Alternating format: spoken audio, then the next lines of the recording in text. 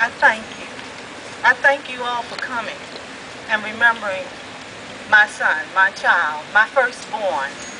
I thank you from the bottom of my heart, my family. They thank you. We come this evening to say to you, please don't allow an injustice to be done to another mother's child.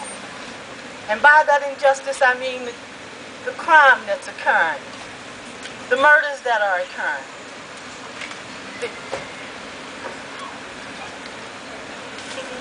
Take your time. The hiding of information to bring unto families peace, to come to terms with what has occurred in their lives. There's so many people that can answer so many questions, and yet they refuse to answer. So we come and we ask you that are in the listening ear to ask those questions. Make those calls, not only for Kenny, but for every child who has fallen in this town at the hands of others. We can't answer the question why. We can ask questions of ourselves, but we can't ask of one another.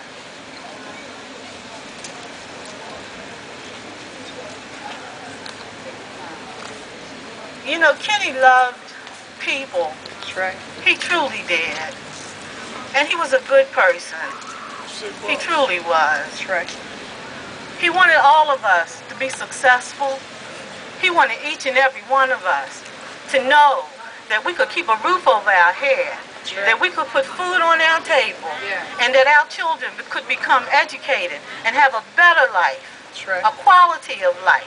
Those are the things that he worked for. Those are the things that he wanted, not just for himself and his family. He wanted it for each and every one of us.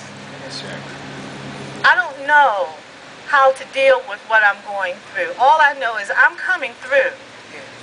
But I'll come through with your prayers. I beg you, I beg each and every one of you to look in your family, to look at your family and cherish your family. You don't know when they go out if they're coming back in. You don't know the next time you're going to see your son, your husband, your father, your mother. You don't know. And for those who are able to pull a trigger, pray for them.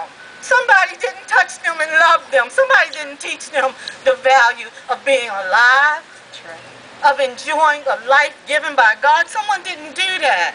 It's unfortunate.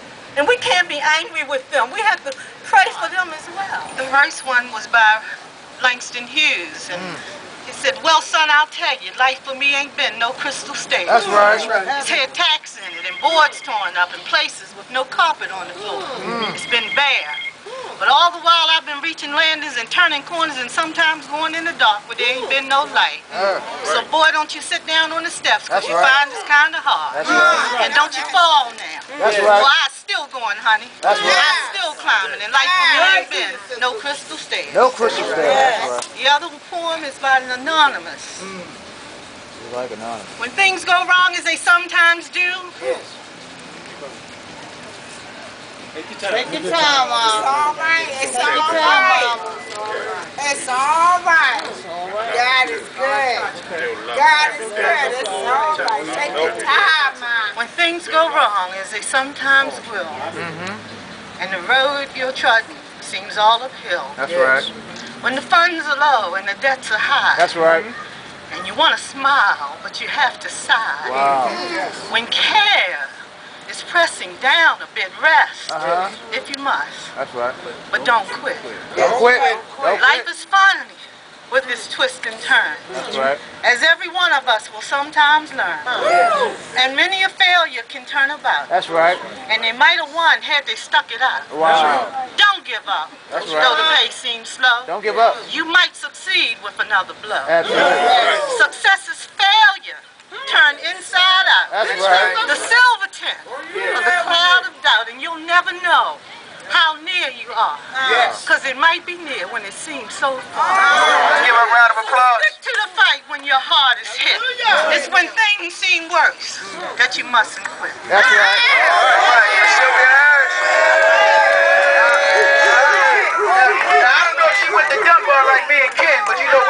now.